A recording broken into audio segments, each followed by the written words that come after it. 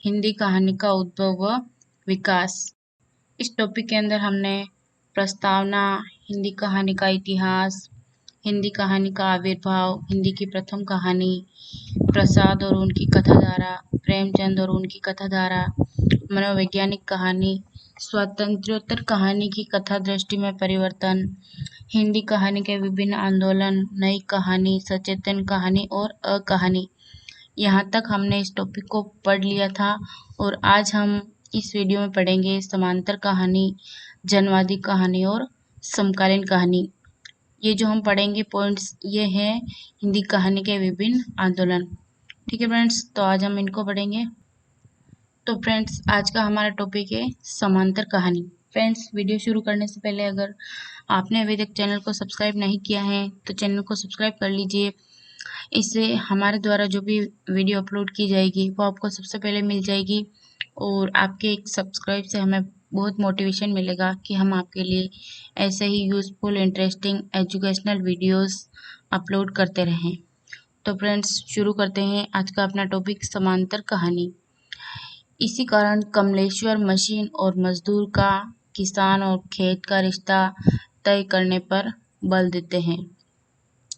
उनके लिए तो संस्कृति और कुछ नहीं, परिवेशगत सच्चाइयों की कोख से जन्मे मूल्य और विचारों का संस्कारित रूप है। समांतर कहानी का संघर्ष नैतिक मूल्यों के संस्थापन के लिए किए जाने वाला संघर्ष है। अंधे कुएं का रास्ता, अरुण मिश्र, चौथा आश्चर्य, जवाहर सिंह, सुरंग में पहली सुबह, बसंत कुमार, कहानियों के पात्र भ्रष्ट तंत्र से जूझ रहे हैं, ईमानदार रहकर हानि उठाते हैं किंतु वे अपना रास्ता नहीं छोड़ते और निराश नहीं होते। एक चालू आदमी दिनेश पालीवाल का नायक जानता है कि इस दैत्यकार व्यवस्था को बदलने की सामर्थ्य उसमें नहीं है, पर वह बराबर प्रयत्न करता रहता है। आंदोलन कानजी तोमर कहानी में पिता लड़कों के मौन जुलूस की अग्रिम पंक्ति में शामिल होने का जोखिम उठाते हैं क्योंकि वे जानते हैं कि व्यवस्था को बदलने के लिए यह आवश्यक है। आदमी आशीष सिन्हा कहानी का कार्य समझ नहीं पाता कि हार तोड़ परिश्रम करने के बाद भी उसका पेट क्यों नहीं भर पाता। मानिया बताता है कि उसकी मेहनत कोई चुरा ले जाता है। श्रमिक का श्रम चुराने वालों के विरुद्ध शोषित जन सतर्क और संगठित हो जाते हैं। फ्रेंड्स, ये था समांतर कहानी और अगला अपना पॉइंट है जनवादी कहानी। ठीक है, जनवादी कहानी ये हिंदी का आंदोलन है। जहाँ तक आंदोलन के रूप में जनवादी कहानी के उदय का प्रश्न है, जनवादी कहानी का उदय 7वें दशक के अंतिम वर्षों में माना जाता है। ठीक है, 7वें दशक के अंतिम वर्षों में जनवादी कहानी का उदय माना जाता है, लेकिन उसका वास्तविक उभार 8वें दशक में देखने को मिलता है। वास्तविक जो उभार है वो 8वें दशक में देखने को मिलता है। वस्तुतः जनवादी कहानी आंदोलन समूचे जनवादी आंदोलन से जुड़ा हुआ है। दिल्ली विश्वविद्यालय में 1977 में जनवादी विचार मंच की स्थापना हुई तथा इसी मंच के तत्वावधान में 14-15 अक्टूबर 1978 को दिल्ली में हिंदी के लेखकों का एक शिविर आयोजित किया गया, जिसमें दिल्ली, उत्तर प्रदेश, राजस्थान, पंजाब, हरियाणा, बिहार, मध्य प्रदेश, पश्चिम बंगाल के लगभग 250 लेखकों ने भाग लिया। शिविर का केंद्रीय विषय था 1967 से 1977 तक जनवादी साहित्य के 10 वर्ष। ठीक है, ये विषय था 1967 से 1977 तक जनवादी साहित्य के 10 वर्ष। इसी शिविर में जनवादी कहानी पर 2 निबंध पढ़े गए। जनवादी कथा रचना की समस्याएं, असगर वजाहत तथा जनवादी कहानी स्वरूप और समस्याएं, चारुमित्र, प्रदीप मांडव। इसी शिविर में आज का कथा साहित्य सार्थकता की तलाश शीर्षक से डॉक्टर कुंवरपाल सिंह ने भी एक निबंध पढ़ा जिसमें उन्होंने जनवादी कहानी तथा उपन्यास पर समग्र रूप से विचार किया। इस शिविर को हम जनवादी कहानी आंदोलन की भूमिका मान सकते हैं, किंतु इस आंदोलन की तीव्र गति 1982 में जनवादी लेखक संघ की दिल्ली में स्थापना के साथ मिली। 13-14 फरवरी 1982 को दिल्ली में जनवादी लेखक संघ का प्रथम राष्ट्रीय अधिवेशन हुआ। जिसमें इस संघ का संविधान भी स्वीकृत हुआ। इस अधिवेशन के पश्चात जनवादी कहानी पर कलम कलकत्ता, कथन दिल्ली, उत्तर गाथा मद्रास से प्रकाशित होती थी, पर इसे दिल्ली से प्रकाशित किया जाने लगा। उत्तरार्ध मथुरा, कंक, रतलाम जैसे पत्रिकाओं में व्यापक रूप से चर्चा प्रारंभ हो गई। हम जनवादी आंदोलन का प्रारंभ जनवादी लेखक संघ की स्थापना के साथ ही मान सकते हैं। अगला आंदोलन है समकालीन कहानी आंदोलन। ठीक है, इसमें दो राय नहीं है कि स्वातंत्र्योत्तर काल में कहानी हिंदी साहित्य की सर्वाधिक लोकप्रिय विधा रही है। कविता के वर्चस्व के बावजूद कहानी ने केंद्रीय स्थान ग्रहण किया है। इसमें भी संदेह नहीं है कि देश की बदलती परिस्थितियों की जितनी गहराई से कहानी ने आत्मसातिकता है, उतना अन्य किसी विधा ने नहीं। छठे, सातवें तथा आठवें दशक में हिंदी में बड़े घरानों से निकलने वाली पत्रिकाओं तथा लेखकों के अपने प्रयासों से निकलने वाली पत्रिकाओं का हिंदी साहित्य क्षितिज पर पूर्ण आलोक है। आठवें दशक के अंतिम वर्षों में कुछ व्यापारिक दबावों के चलते बड़े घराने इन पत्रिकाओं के प्रति उदासीन से होने लगते हैं। पहले दिनमान का प्रकाशन बंद होता है, फिर सारिका, धर्मयुग, साप्ताहिक हिंदुस्तान आदि का। कहानी, नई कहानियां, कल्पना आदि पत्रिकाएं भी इनसे पूर्व बंद हो चुकी थी। इस कारण हम पाते हैं कि 8वें-9वें दशक में एक साहित्यिक शून्य उत्पन्न हो गया है।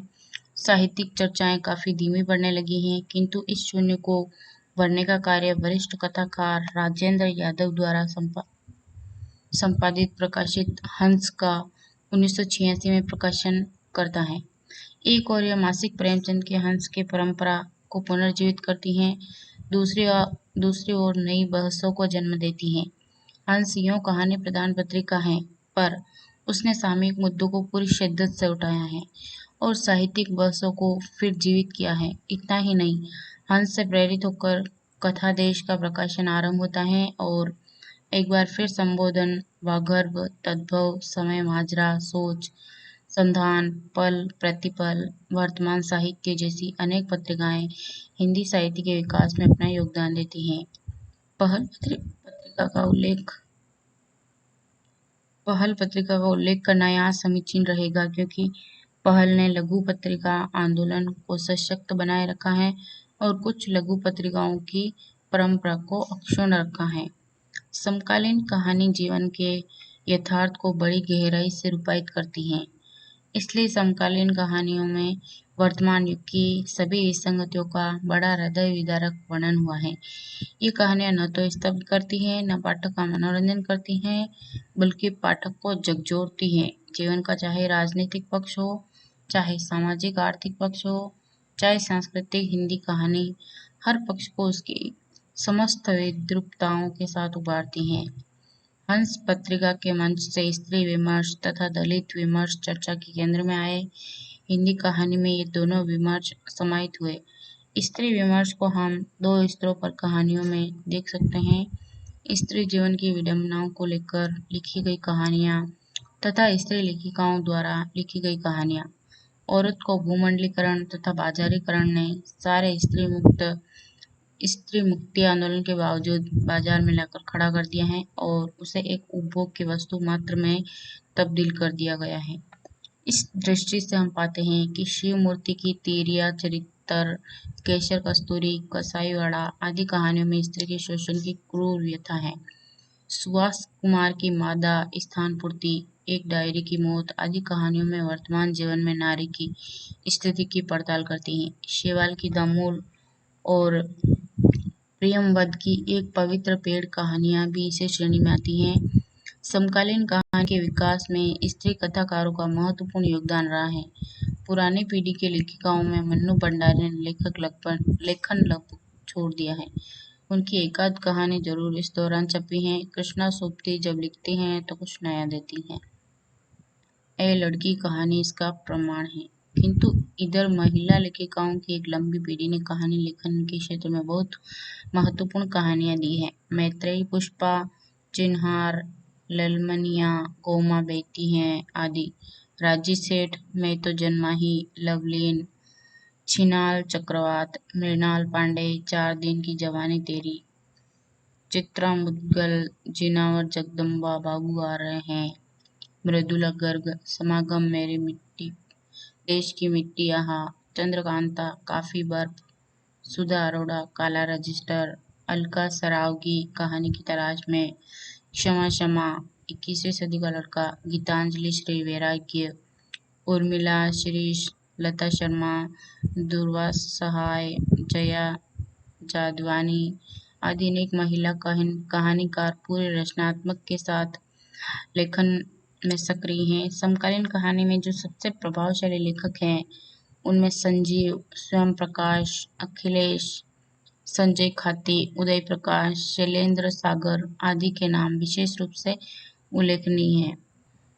संजीव के पास अनुभव का व्यापक संसार है, इसलिए उनकी कहानियां मानव अस्मिता की रक्षा में व्याकुल कहानियां हैं। सागर सीमांत से आरोहण तक संजीव की हर कहानी पाठक के अनुभव को समृद्ध करती है, इस दृष्टि से कि उसकी मानवीय संवेदनाओं को स्पर्श करती हैं। संजय की कामरेड का कोट कहानी की बहुत अधिक चर्चा रही, क्योंकि ये कहानी एक वामपंथी विचारधारा वाले व्यक्ति के विचारों को रेखांकित करती है।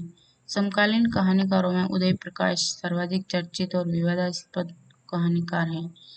इसके 2 कारण हैं। वे अपनी हर कहानी किसी प्रसिद्ध परिचित व्यक्ति को आधार बनाकर लिखते हैं, जैसे राम सजीवन की प्रेम कथा में गोरख पांडे हैं। दूसरे, उनकी कहानियों पर किसी भारतीय या विदेशी लेखक की कहानी के प्रभाव का आरोप लगता रहा है, जैसे 56 तोले का करधन कहानी पर आरोप लगा था कि यह बिहार के किसी लेखक की कहानी की नकल है। उदय प्रकाश अपनी कहानियों में शिल्प के प्रति बहुत सजग है, तथा वे अपनी कहानियों में जादुई यथार्थ का खूब उपयोग करते हैं। पाल गोमरा का स्कूटर तथा वारेन हेस्टिंग्स का सांड कहानियां उदाहरण स्वरूप देखी जा सकती हैं। पाल गोमरा का स्कूटर कहानी में वे विज्ञापनों द्वारा अपसंस्कृति का प्रचार, दंगल का आतंक, शहर में बढ़ते अपराध, उत्तराखंड की महिलाओं के साथ दुर्व्यवहार आदि घटनाओं के विवरण मिलते हैं। वारेन हेस्टिंग्स का सांडवी में भी इस तरह की घटनाएं हैं, जिसमें उपनिवेशवादी आतंक को प्रस्तुत करते करते लेखक कथानक को इंग्लैंड तक ले जाता है, जहां गांवों के महत्व को प्रतिपादित करने लगता है। ठीक है फ्रेंड्स, अपना टॉपिक यहीं खत्म हुआ। आपको वीडियो अच्छा लगा हो तो लाइक कर दीजिए, और आपके किसी दोस्त के सिलेबस में ये टॉपिक हैं तो उनको भी ये वीडियो शेयर कर दीजिए। धन्यवाद।